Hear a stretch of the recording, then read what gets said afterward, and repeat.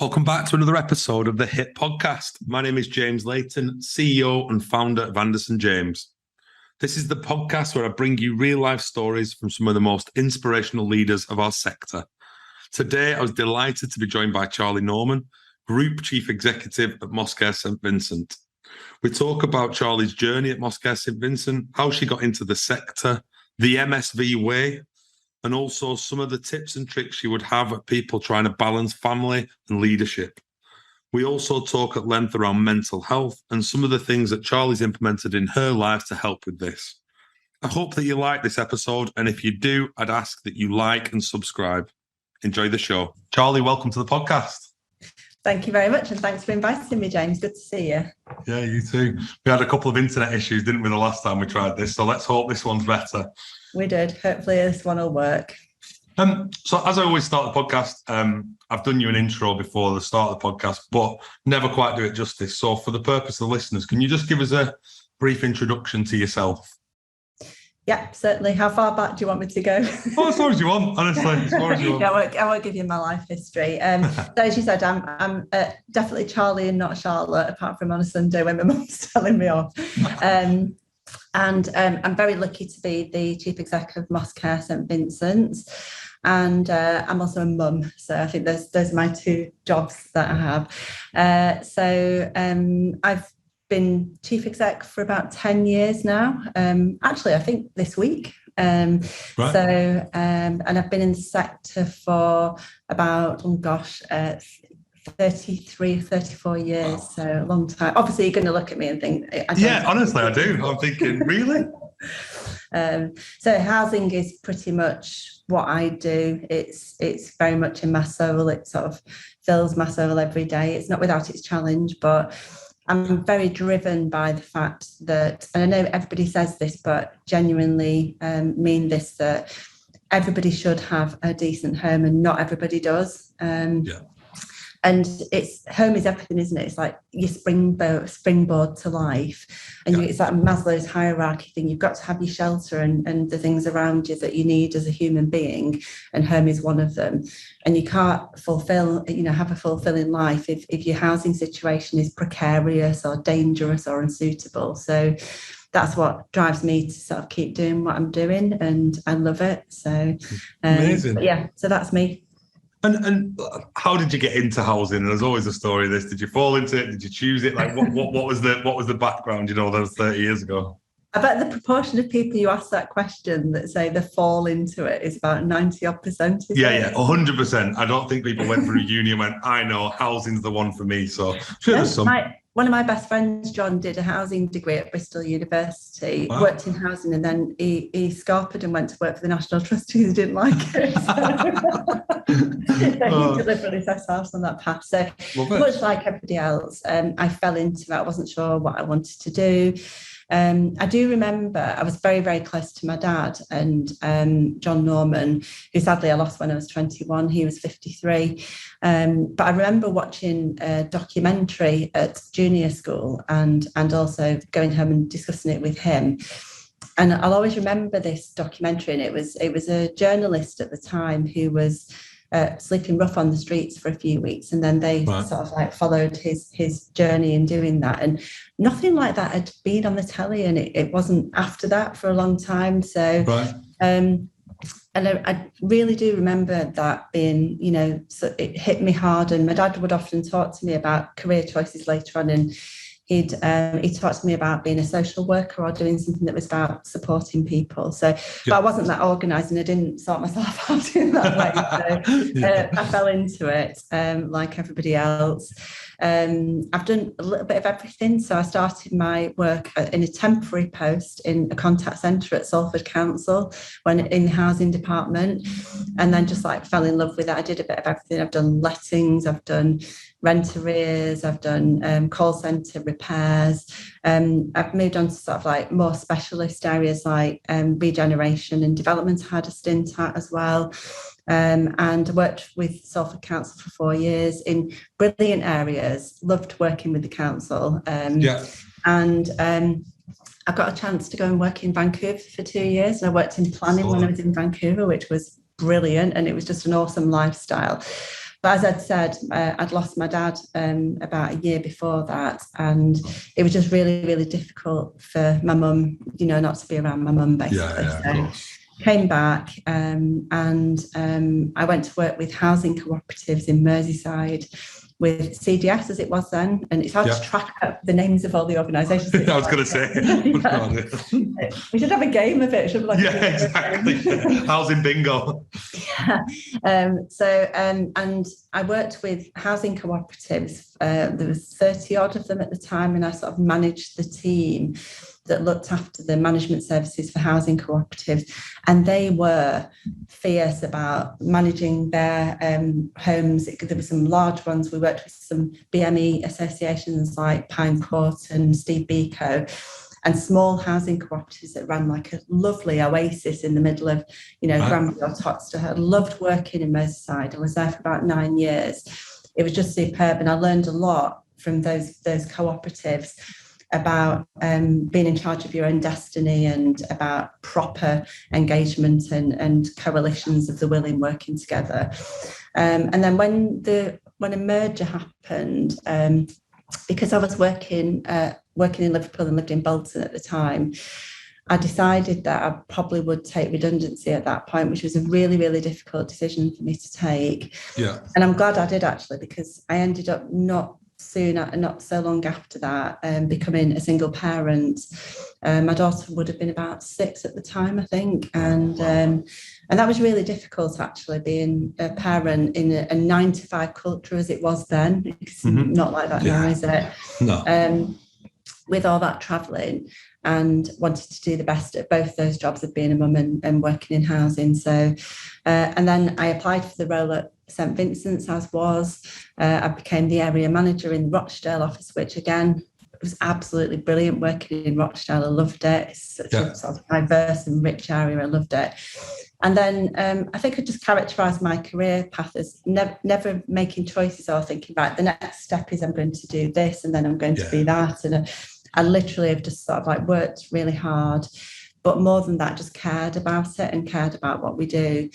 And then when the time's come to sort of apply for jobs, I've usually been encouraged to go for roles, including when I became the chief exec, and just worked at that and worked on my own personal development. And I've done post-grad courses, I've done an MBA, I've more recently just done a coaching qualification. So just had a really good approach to learning. Yeah, amazing. And were you always destined to be a chief exec, do you think? I get asked this quite a lot, but do you think that was always part of your makeup, or has it just naturally evolved over time, would you say? No, I've never, ever sort of sat here and said I'm going to be a chief exec one day until it sort of hit me like a train. It's like, right, I am now.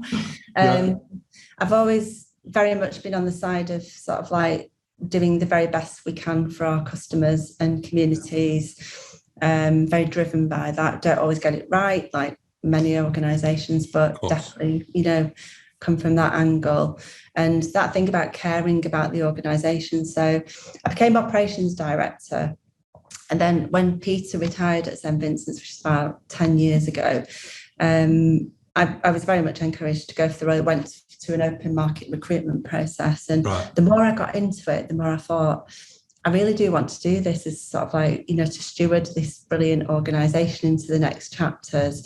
And I loved working with Pete. We had a fantastic relationship, and, I thought, the legacy of that organisation, because MSV is formed of 2 organisations that merged 5 years ago, but have been going for 55 years. Right. And very, very strong cultural alignment, like values alignment with my own values. So I just wanted to do it, and I asked myself the question, can I do it justice, and am I right for the business as much as the business is right for me? So and I'm really glad I did, because it's been a massive honour, for 10 years now, and had to go through the process again when we undertook the merger, so which is always difficult, but really honoured to be the chief. And take me back to that then. So what was the business and the helicopter view of St Vincent as it was then versus what it is today? Good question. I would say that St Vincent's and Mosscare sort of grew up together. So very much like Cafe Come Home organisations formed from conversations in churches or the SVP about what the hell are we going to do about entrenched poverty and access to housing and social issues that are happening in areas, always in Greater Manchester, but also up in Lancashire. I think we've been known as sort of like a go-to organisation for some of the more difficult to do things. So I think we've got very good risk appetite, which continues to this day. Our board are really supportive. And, you know, I'm looking down the road here onto Prince's Parkway, where I can see the latest extra care scheme that we built on Prince's Road. And the happy scheme that's just going up in front of it, and sort of taking those risks about doing the things that really, really have an impact and that help local authorities to discharge their duties and work in partnership. And I think we were always very agile and fleet of foot, and we would have those difficult conversations about things that perhaps others wouldn't look at. And we're continuing to do that to this day. But obviously, we're a lot bigger now and following the merger, but not too big that we haven't lost touch with everything and that we're... Yeah, exactly, which is important. And what does MSV look like today then? Just give us a kind of helicopter view, residents, properties, kind of size of team, etc. Yeah, it's we've got coming up to about 9,000 homes. Okay. The merger happened about 5 years ago on the 21st of July. Not that that's actually my... I was going to say that you recalled that pretty quick. And we've recently had a little bit of a celebration to think about, you know, what's been achieved. And when we wrote the business case for the merger, I've looked back on that and thought, we've delivered on all of that and more. Mm-hmm. And kept to our values and kept the heart of what the business is about. So I feel really proud about that. And I think I'd characterise us as saying that we are about people, and we've got the MSV Way, which is our corporate plan, and that's structured around three things, which is people, planet and place, because we've made those commitments to sustainability as well as all the other things that we do. And we've got about 360 employees now, about 9,000 homes, as I said, spread across the northwest. We're very northern focused. Yeah. Good. And I'd say we're a good partner, and we partner with a lot of different organisations for greater good. And we're there. We're a social organisation, aren't we? We're there for social good. On that partnership piece, I was just going to say, actually, I see you were recommended to me by, I reckon, 7 or 8 people. So you're clearly very collaborative in your nature. Where's that come from, do you think? Like, why is it that you're so collaborative, and why do you see that as such an important part of our sector? Because I think if you just take some of the big hairy issues that we're dealing with at the moment, such as decarbonisation, mental health crisis that we've got that's happened. It was there before, but the pandemic has exacerbated the situation. I think not one organisation on its own can make, can change things and can have some impact. But I think the more you do at scale and work together, the greater the impact that can be. And it's sort of a question of getting over yourself, for the greater good. So, there's so much sort of diversity and richness and people with different experience, particularly if you look at Greater Manchester, where we predominantly work. Why wouldn't you work in partnership, with the other RPs, but also the community and voluntary sector? I'm having a conversation later with an organisation about what we might be able to do for people who are HIV positive and ageing and housing, which is going to be great. And everything we do pretty much, I would say, is in partnership. And so, and I'm much better about, like, the pandemic was awful for me. I've been to sit in a room and almost like we had to go through a period where we were kind of directing what was happening, weren't we? And I'm very much more get out there and have a walk around with people, work in teams, bounce off each other, have ideas, work with other partners. I think it's just part of my DNA. It is, definitely, I can see that. And I had Nick Atkin on the podcast. He was one of the people that recommended me. And even though he says that he doesn't, he obviously loves the Northwest more than Yorkshire, I would say. Of course he does. but you know, like I noticed kind of so many initiatives that you're involved in and so many things that you're involved with, and you really have put yourself out there. One thing before we go on to some of that I wanted to talk about is how did you find, you know, balancing having a family and still progressing in your career? I get asked that question in sort of my line of work, I reckon 10, 15 times a year, where someone doesn't go for a role because they don't want to put too much pressure on their career when they've got a family at home. How did you balance those things? Yeah, and I think it's family, but it's also people with caring responsibilities. And I'll come back to my personal experience, but one of the things that we've been doing, we've just this is not a plug for MSV. I'm just really proud of it. We've just won an award for Investors in Diversity, and we've got Investors in Diversity accreditation, and we're really taking that. You know, we always have taken that agenda really seriously, and it's not just about responding to certain things that happen. Yeah, it's about, you know, a continuous commitment to inclusion, and you know, it's just really important. And one of the things that we've been looking at recently is working with Harry's Pledge and looking at people who've got caring responsibilities within the organisation, and trying to find out a little bit more about that and how we can flex and make sure we retain really talented people. So many people who've got caring responsibilities leave their employment, and that's just tragic, isn't it? Because of course it is. Losing skills, but there's, you know, because you can't flex around people's requirements. So I do, you know, one of the things I would talk about if you talked about MSV is about the work we do with care leavers in particular as well, but hopefully we can explore that.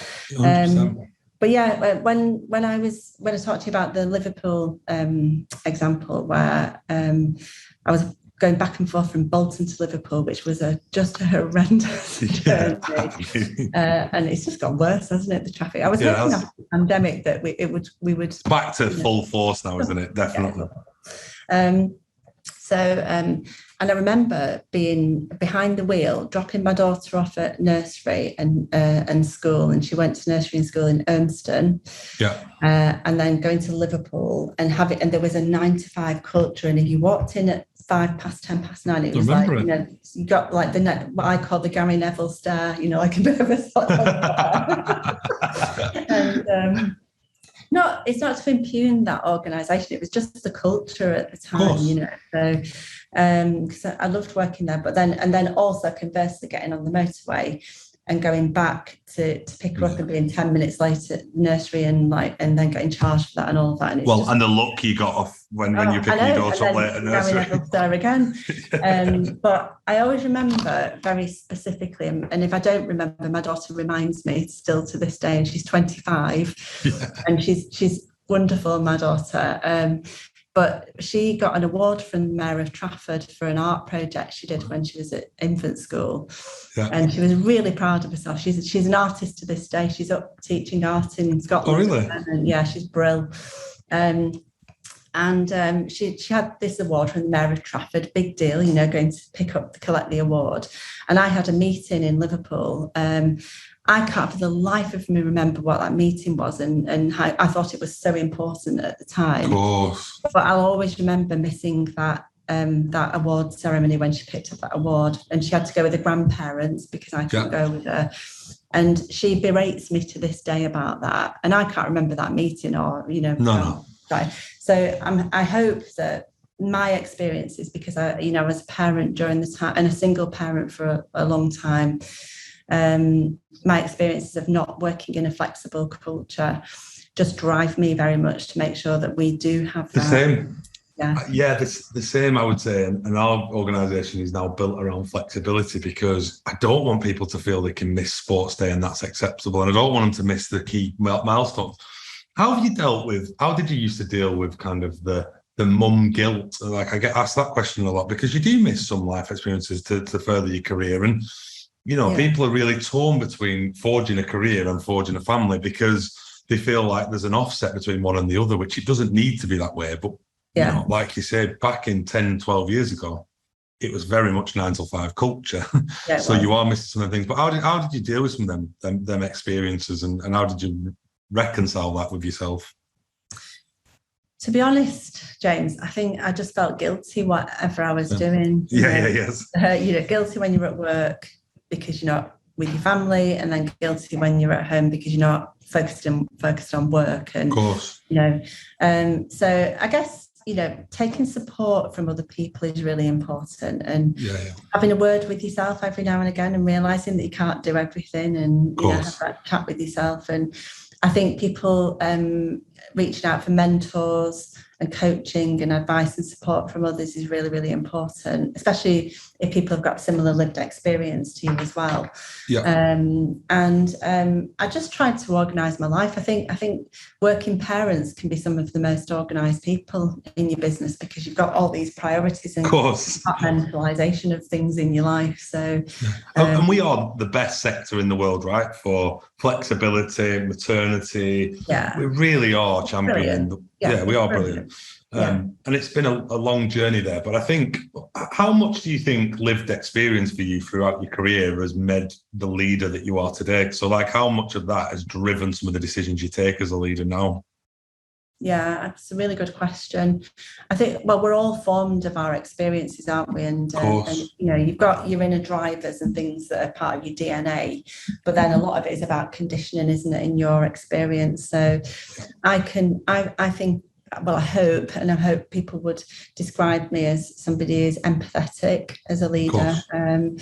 And because I have had lots of challenges and difficulties in my life, such as losing my dad at an early age and being a single parent and what led to that, and some of the experiences that I've had as an individual, I think I can just understand when people are struggling. I can look at some of the things that people in my business are struggling with, because we, as employers, it's not just our customers and some of the challenges that people have. So and I just think that I'm definitely formed of my experiences, and then just trying to build my own resilience. And resilience is something that I talk about quite a lot, because I think your life experiences and making mistakes and all of those kind of things just sort of make you the person you are and help to build your resilience. But then I think it's okay not to be okay as well, and to reach out for support. Of course, I mean, and I want to come on to mental health, but the final thing is, how do we? I struggle with this as a leader, and I'd love to get your advice on it. But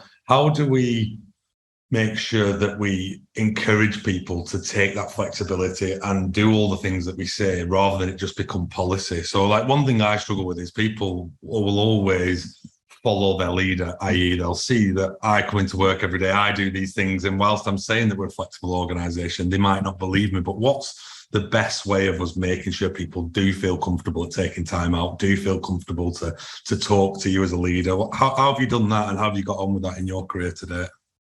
I think it's important. I don't get this right all the time, but I think it's important to role model behaviour as well. So, I do like to understand what's happening in people's day job, not get too operational and interfere.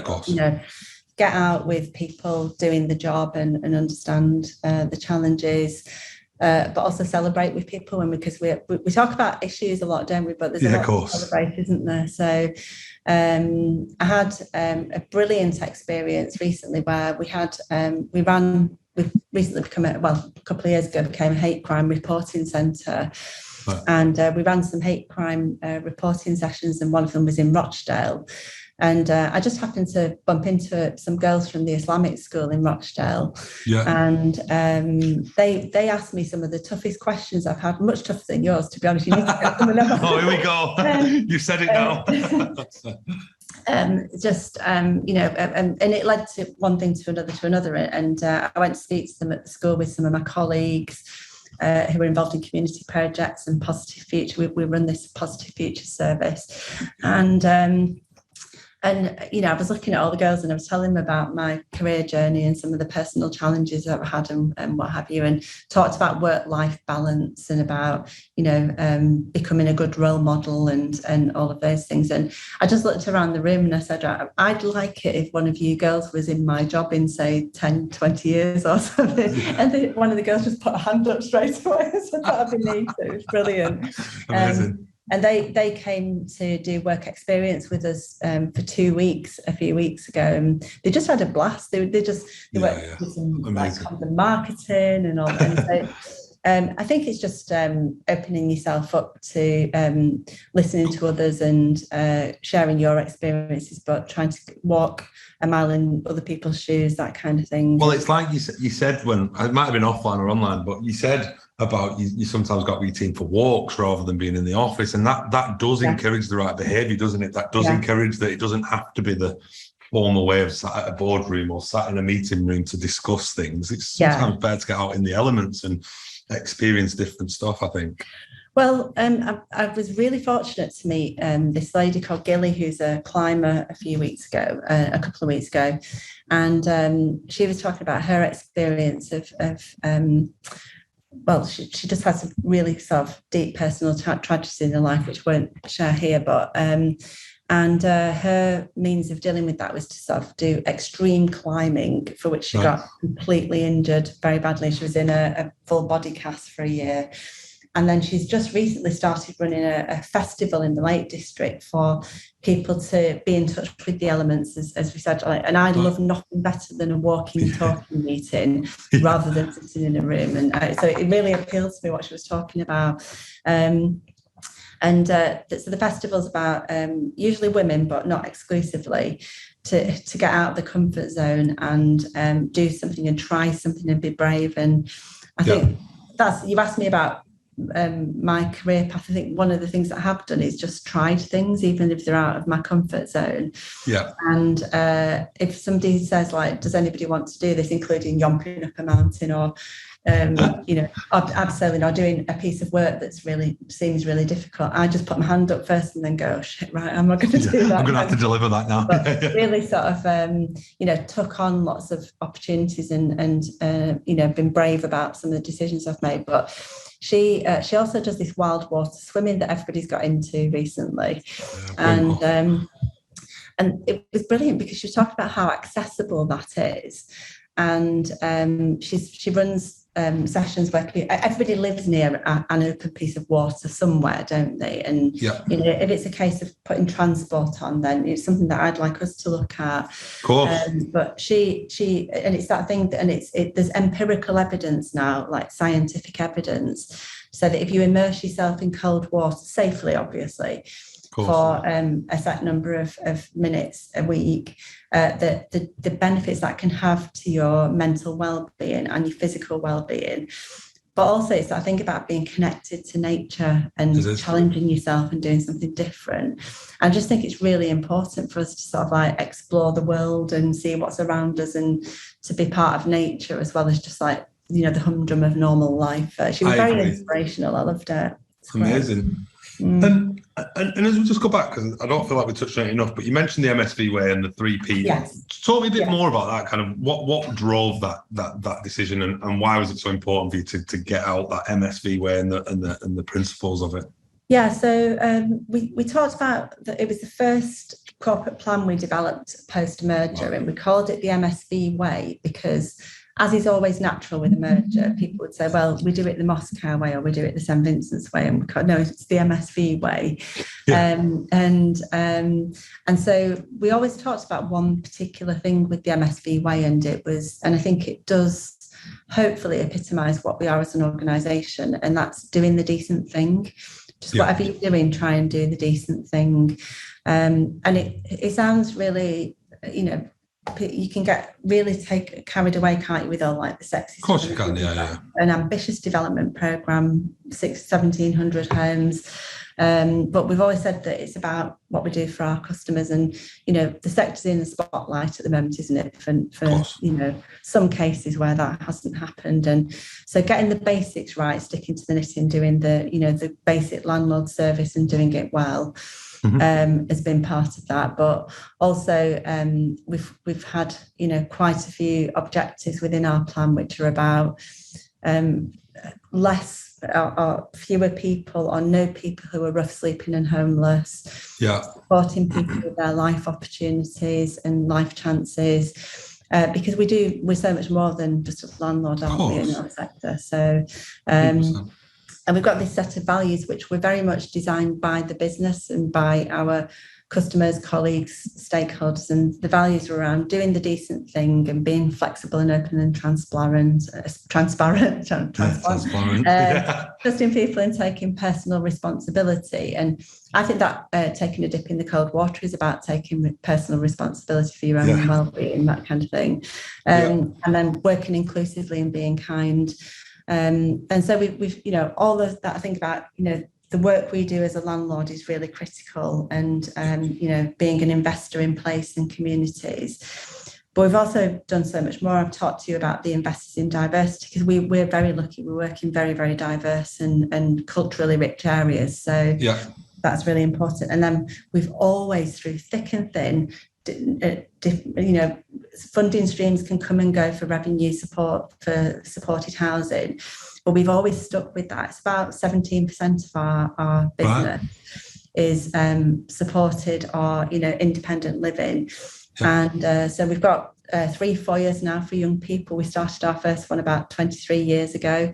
And I learned that just this week that 15 of the young people from Manchester Foyer are going to university in September, which is amazing. That's amazing. Brilliant. One of them's going to Oxford. And the work we do with young people and care leavers in particular is just really, it's not everything, we provide a range of different for all needs, but we're really, really proud of that. And it's all about advantage thinking, because not everybody has a start in life like I had. But that shouldn't arrest you and prevent you from having, future opportunities. Totally agree. Couldn't agree more. And I think, has there ever been a harder time to be a chief executive of a housing provider? I don't think there has, if I'm honest. And that's because, one, there's been a spotlight shined on the housing industry that we don't always get it right, which I don't think anyone disagrees with. We don't always get it right. It's a very difficult sector to get every decision right. But if you think about some of the main challenges at the moment for you as an organisation, I mean, on top of the usual, building safety, which is a big topic, decarbonisation, big topic, development, not enough homes. There's so many things going on. How do you, as a leader of an organisation, prioritise, and how do you get clarity on where to focus your time, energy? Because there's so much going on, isn't there, for a leader these days in them organisations? I mean, I think to do this job, you sort of live the job. It's not a job. Of course. I mean, it's good work, and it's about mission, and it's about belief in what we do. Yes. So, and I think you touched on building safety there. The things that keep you awake at night, and the thing that I'm very proud of at MSV and our track record, particularly since the merger, is keeping people safe has been our number one priority. And we had a discussion with our board last week about that, and in a lot of detail, and we always do, and that's the number one priority, is about keeping people safe. I think yes, I agree, 30 odd years in the sector, I think the balance in the priorities now is bigger than ever. It feels like a different paradigm. And I know we all talk about housing gaps have come and gone, and ministers and, housing ministers in particular. I think I've had about 22 in my time. One for every year. And that's a problem because, and this is not to criticise governments of any hue, but it's seen as a brief, which is a stepping stone sometimes, I think. And we've had some brilliant housing ministers, but it's too short term, isn't it? And we've not got a long-term coherent housing strategy, and we never really have had. So that's a problem. But the balance of priorities we're talking about at the moment is definitely on building safety, definitely net zero carbon, carried on building the homes, because we've got a housing crisis. Sustainably, without the inflationary costs. Indeed, and carrying on with those difficult to do schemes as well. We've got a massive range of learning disability schemes, and happy living we're working on at the moment. We're on our 5th happy scheme, which is about right sizing to the right place for your time of life. And so balancing all those priorities in the business plan that doesn't really fund it all is a big, but it's a big tension for us to discuss. But the approach we take is that we've got to do all of it. Some of it can be done in partnership, and some of it does require grant funding. But I think, just relying on that is never a good thing, is it? You've got to have your mitigation plans and your stress testing and all of that. So, but we're in the same boat as everybody else. And I do think having great teams and great boards and, working together in the sector and all of those things is really important. Having those conversations with like-minded organisations like Place Shapers and staying plugged in with the NatFed and, at Greater Manchester, obviously we do lots of work to support each other in Greater Manchester. I think as well, like we've already touched on it, but the strength of your network must be important, right? In terms of being able to lean on people around you that have done that lived experience. So you don't have to recreate the wheel every time. You can learn from other people's successes, failures, whatever it might be. But I think that's really important. But then if you take, running a housing association or provider out of the question, there's all the other stuff you've talked about. One thing that I saw that you do a lot around is health and mental health in housing for GM providers. Talk us a little bit about that, because massive, massive, massive topic at the moment, and something we're not all getting right, but we're learning as we go, aren't we? But talk us a little bit about what that does and what that provides, so I understand it a little bit more. No worries. I mean, this is really, really dear to my heart, and something that I've been working on in Greater Manchester for some years. And Noelle's has taken over chairing that group since I took over as chair at Greater Manchester Housing Providers. But I just think that, it's that Nye Bevan thing, isn't it? When there was a housing and health minister, things worked better. We got an NHS and a housing strategy and all of this. And what is more important to your health and well-being, including your mental health, than having a home? We started the conversation talking about that, didn't we? Home health starts at home, not in a hospital or a clinical setting. So your home and where you live and how connected you are in your community and all of those things are just so important. So I think having a conversation about health and care is having a conversation about your home as well. So, and we've been really, really lucky in Greater Manchester because, we've got this fantastic coalition of 24 housing providers who work together at scale for greater good. We've got, the community and voluntary sector we work with, the combined authority with, brilliant political leadership, and health and social care was devolved as well in GM. So we started our journey about 10 years ago as GM housing providers, and then when Andy was elected and we started to work with the CA, we were already working with AGMA, but we had an MOU which was about supporting public service reform and growth ambition. That's evolved over time because of the work with health into a tripartite agreement. And so we pretty much work together on everything, whether it's just like population health campaigns, such as making smoking history or tackling obesity, massively work together with all of our local partners. And it is about what happens locally as well, I think. Of course. During the pandemic and making sure that people got the support that they needed. And so proud of how everybody worked on that. It was just amazing. Brilliant. We've got things like a mental health and housing strategy in Greater Manchester now, and we work together. There's tangible things that have come from that, sort of building relationships over a number of years, which are things like step down accommodation, mental health link workers, this mental health housing strategy. We're at the moment working on trauma-informed training for all frontline housing colleagues as well across the 24 housing providers. And so, we've got this whole healthy homes theme and strand within the Greater Manchester work, which is seen as really important. So, ultimately, it's about inequalities and the fact that you look at Michael Marmot's report. Life expectancy, unfortunately, has come down again after the pandemic. And we're still dealing with entrenched inequalities. It's like COVID traced those entrenched lines of inequality. And so tackling the root causes of health inequalities is really critical. So, but loads and loads of work on that. It's been a massive pleasure. And I agree with you on the home thing. I think that is a starting fundamental block that is very heavily linked to that.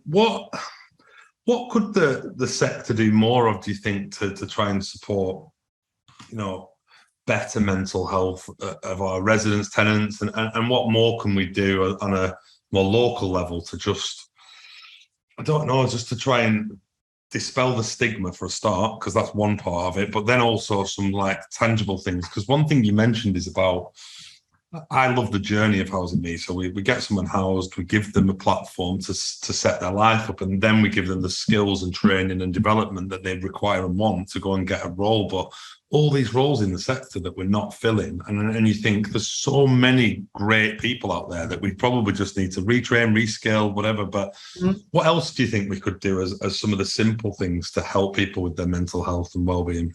You're right on the work and skills thing as well. And if you think about, so I'll come back to what we can do, but if you think about the decarbonisation agenda, that's going to create hella roles, isn't it?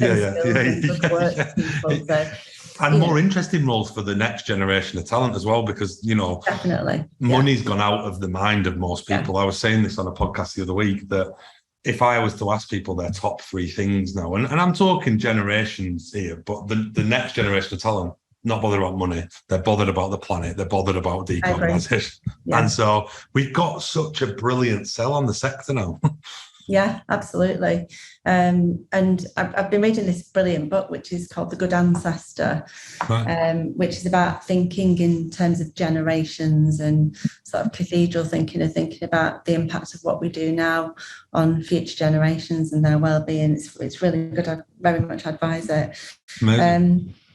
So, yeah, I think what we can do to support people is, I don't think still in our sector, we're not quite doing enough to ask people what it is that we should be doing, that co-creation thing, all of the themes that we've been talking about. Yeah, exactly. But, I could give you, probably spend 3 hours talking to you about cases and serious cases where we've been involved, where services have failed people, and to the point where people are waiting, they've got suicide ideation, have tried to commit suicide and are waiting 6 months for a mental health referral, and that is just not good, is it, James? It's shocking.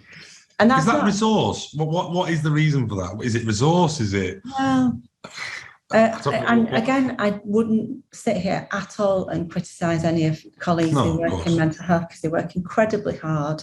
We work in partnership with them, with the mental health trusts in Greater Manchester, but I think it's underfunding, and it's actually the call on those services as well. The pressure on those services is huge. And you hear sometimes, government, their sort of approach to this chops and changes, but mental health should be a massive priority as much as, other services are, like cancer services, because it really is a problem in society. So, I mean, we've grabbed the bull by the horns in some cases, and we've put our own mental health worker into schemes. So we've done that in the foyers, for example. We're working in partnership across GM with each other and with mental health services to have that trauma-informed training, but also mental health linked workers. I think our focus should be on well-being, and the home being the start of your well-being, and then supporting people as we do with tenancy sustainment and well-being teams. I mean, we, like most organisations, we have a brilliant team of people who our neighbourhood teams will make a referral to if they think somebody's in crisis, and they will go and signpost and support those people. I think in the sector, I think we're going to be looking at more and more specialisms in that area, because the call on services, the statutory services, is huge. And then just, putting those support mechanisms in place that aren't about clinical settings, are about connecting people, helping people with working skills, helping people with life skills, all of those things, which we've just opened up our Positive Future service in our old office, which is again, something I'm really proud of, actually. Our office in Moss Side after the merger wasn't fit for purpose for us to move into as an office as a bigger organisation. Yeah. And so what we've done is, after years of like going back and forth about what we do with it, is rather than a fancy new office for us, it's 17 flats for care experience young people. It's their first home for life. It's been brilliant just to watch them all. Yeah, 100%. And then the ground floor is like Positive Futures service, which is about helping people with working skills and life skills and all of that, which is great. That is amazing. And this is like, do you know what? Like, I started this podcast for one reason, to shine the positive that every organisation's doing, and everyone's trying their very best to be brilliant. And we're going to get stuff wrong, but like them sort of stories are the thing that keeps you motivated and driven around making the sector as good as it can be. I love things like men in sheds, which you've probably come across, about connecting men with other, people who wouldn't normally talk about their mental health, but having something to do, and then that's making a connection, and it's brilliant. I think in young people as well. Like I've had some difficulties with my daughter, and I think CAMS have been brilliant with that. But there's something different in society. We were talking offline that I got brought up in a small village. We were in fields all day. We didn't really. There's nothing to occupy your time. But with the rise in social media and all that sort of stuff, I feel like it's becoming more and more of a problem. This comparison nature and this comparative stuff that gets put out there is honestly creating anxiety in young people as well, and all that sort of stuff. Yeah. And much more so. And if you think about 2 years of losing, proper connections in school and things like that, I think we've got issues that we'll be facing with this generation of young people. I read something, because I know that what is your view on the fully remote hybrid working, in the office full time? Because I'm reading more and more now that this human connection is really, really important for mental health.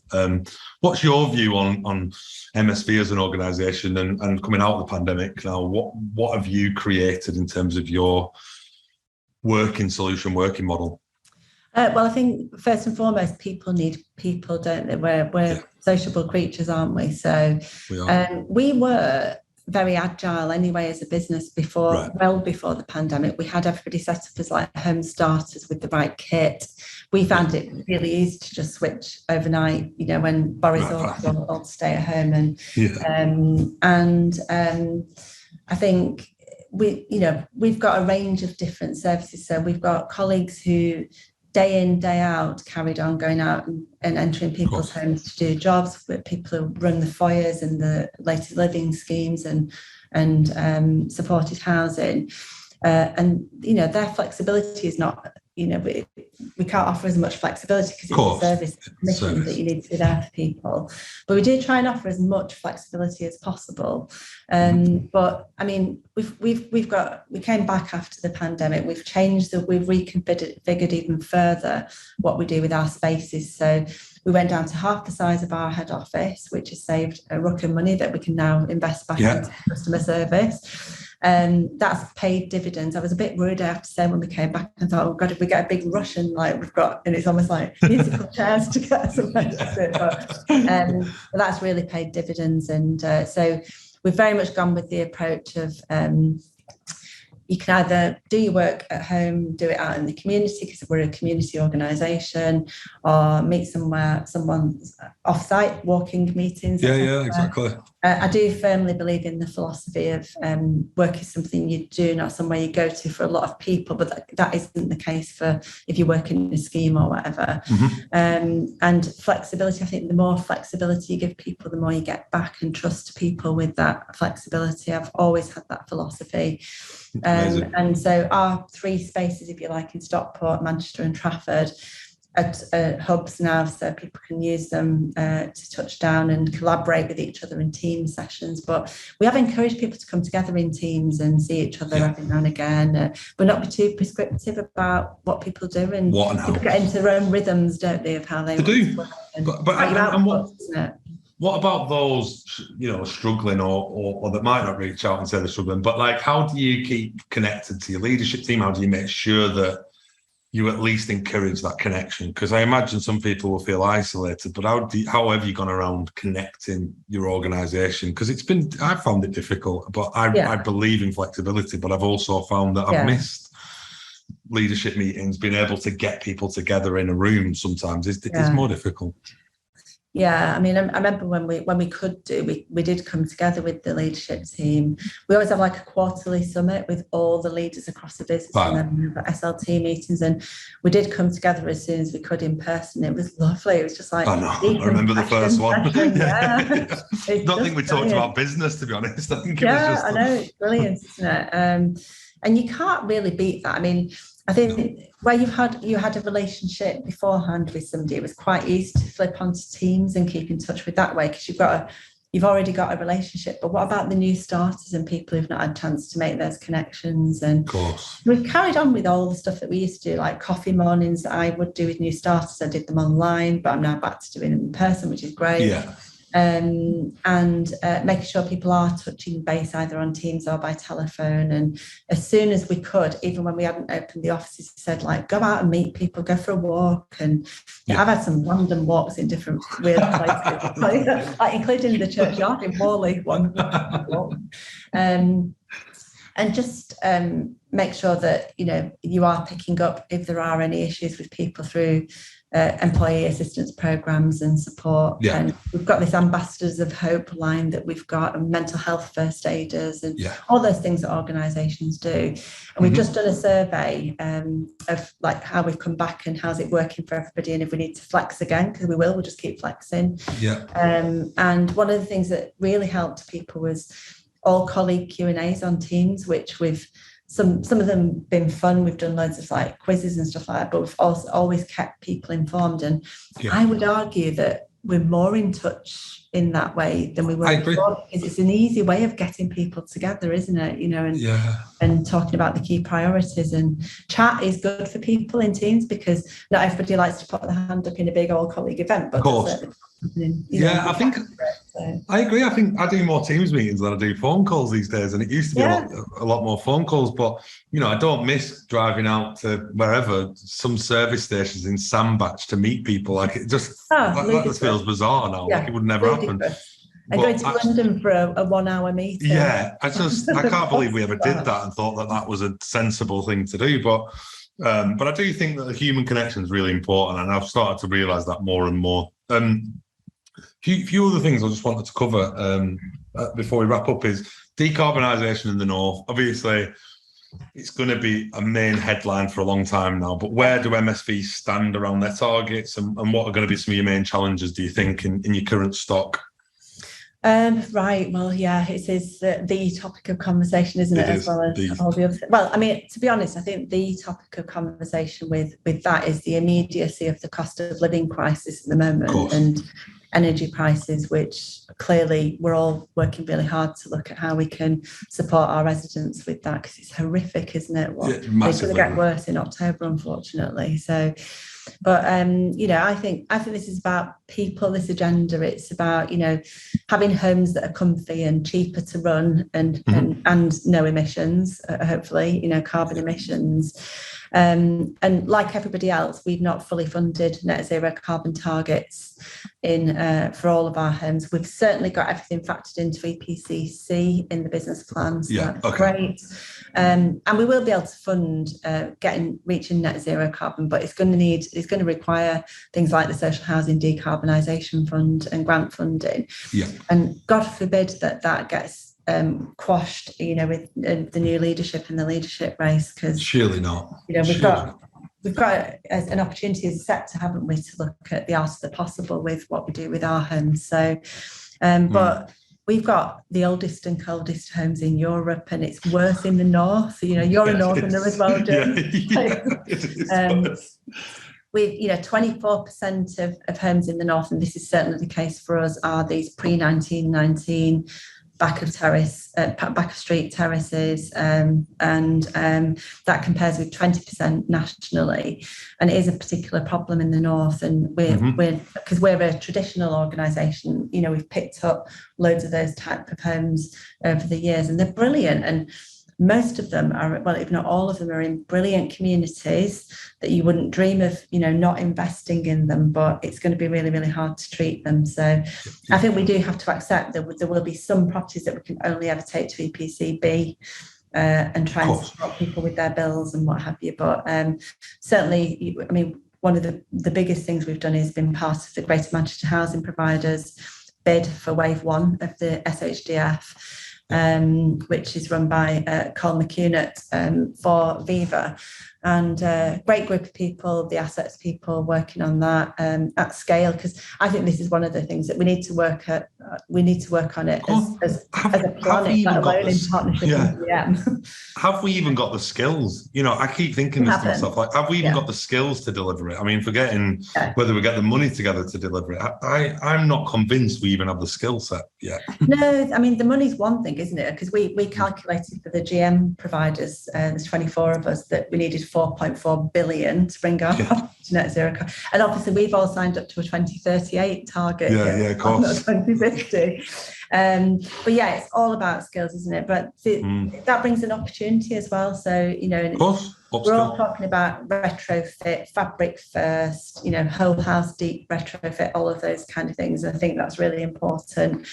But that's going to bring loads and loads of jobs, whether that's around energy advisors, EWI and IWI retrofitters, and then the bling and the whatever it is that we back in terms of technology, whether it's air source heat pumps or whatever it is. Going to need the engineers, and I think the Northern Housing Consortium, I think, have been doing a good job in this space, and they've come up with some figures around. I think there's 100,000 gas engineers in the country and only about 600 air source heat pump fitters as it stands at the moment. It's crazy. It's crazy. And we know that homes are a big part of carbon emissions, so we've got to do something with them.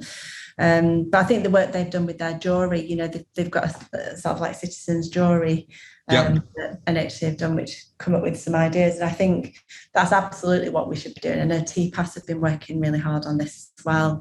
It's talking to residents about what's their view of this, using the terminology net zero carbon isn't particularly user friendly, is it? And the disruption that it's going to cause in people's homes. And we all know because we've done quite a few air source heat pumps where it's really difficult for people to actually be able to use, and it's a different way of living, isn't it? And well, of course, and they say ambient heating, but there's an education piece that sits behind this where people don't know how to use the technology. I mean, it was only 10 years ago we were talking about getting people connected to the internet, and now we're saying, can you use all this technology? I know, exactly. So it's a bit like the EV charging situation, I find. Like, it's all good and well, the government coming out with targets of we're going to not have any petrol or diesel cars on the road at this year. Where are we going to get all these charging points from? And it's a similar situation. Exactly. Especially if I refer back to the terraced housing, I know there's a plan for lampposts and what have you, but it's not going to be enough for everybody's car, isn't it? So, you can have wires just going down every street and stuff. So just as we wrap up, a couple of other things that I always ask every guest, but what does the future of housing look like for you? And if you were to take the role of Prime Minister, what would be the one thing you'd implement in housing today that would make the sector a better place? Ooh, well, somebody needs to get that job and do a good job of it, don't they? I can think of some people who would. I think I'd probably look at that long-term housing strategy thing, the fact that since the Second World War and the house building that followed that, we've just lived in this like pathological short-termism approach of housing that comes and goes with like budgets and government cycles and all of that. And actually, just recognise that everybody needs a home, that any one of us could fall into homelessness at any given point in our lives. Every one of us needs a safe, warm, comfy home that's actually reasonable to run.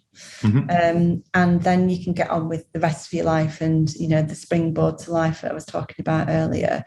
So make that a number one priority, make them green and, let's have a fairer approach to it and fairer approach to access to housing, but make it long term and not about party politics. So it's about human beings and about us what we need as human beings to sort of live our lives. So I'd probably just make sure we had that long-term housing strategy that's fair for all. I think someone said, actually, we've done about 20 podcasts, and I think I've asked that question to every guest.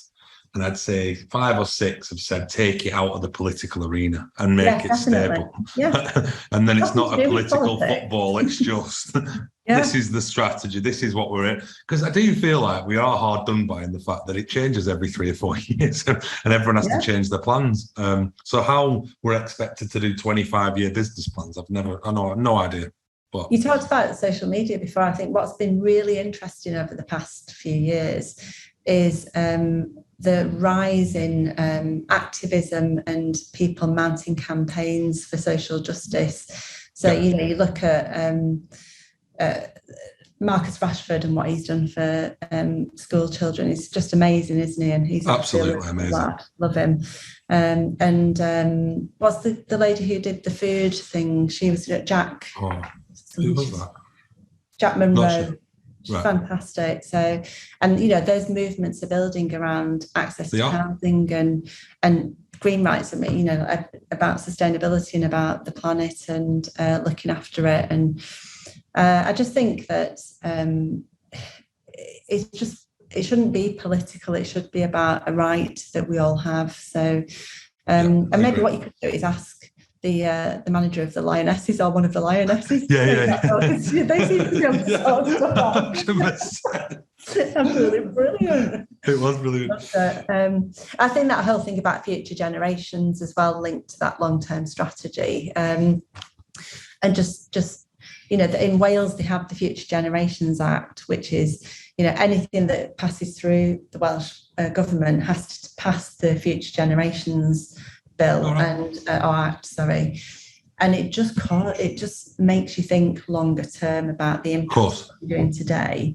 And it's that adage, isn't it, about we've not inherited the earth from our ancestors, we've borrowed it from our children. So start thinking long term about the types of homes and the types of access to opportunity that people want. No, I totally agree. And final thing, and just more from your perspective, kind of where do you see MSV in the next 3 to 5 years? What's really important for you to get right in this upcoming chapter for you? I think we just need to weather the storms ahead, because there are some, aren't there? We've got to discuss inflation and rents and those challenges that we talked about earlier, those tensions that we've got. I think, number one priority has always got to be getting the services right for our customers and what they expect, and in, properly involving customers in setting their standards and getting the basics, sticking to the knitting, and all that we should be doing is number one priority, definitely. And then, the work on keeping people safe, and we've got to continue building new homes. We've got to hit the zero carbon challenge head on. I'd like us to continue to be ambitious and fleet of foot and the most inclusive employer and landlord. I think, we've gone a long way in terms of equality and inclusion. And keep our ambitions going, and be ambitious, not for ourselves as individuals, and I say that as Chief Exec as well, but for the organisation and for our residents, and think about regeneration and equality of opportunity and all of those things. So it's like, I started this talking about the 15 foyer residents who are going off to uni and one of them going to Oxford. It's just fantastic to be part of that journey. So if we can carry on doing that, just keep on keeping on. Amazing. And look, it's brilliant basics, right? And it's doing the things that we do well and continue to do things well. My mantra in as a leader in life is just to choose your battles well. Keep choosing your battles well. So such a good way to leave. And just wanted to say thank you. You honestly could talk to you for 3 or 4 hours, so we might have to do this again at some point in the future. But I think just wanted to say a massive thank you for coming on and appreciate all your time to be really open and honest about your journey and stuff. I think it'll inspire the next generation of leaders, and I wish you well and MSV well in the future. Oh, thank you so much, James. Really appreciate it. And I'm honoured to be part of your podcast. So thank you. Thank you. Take care.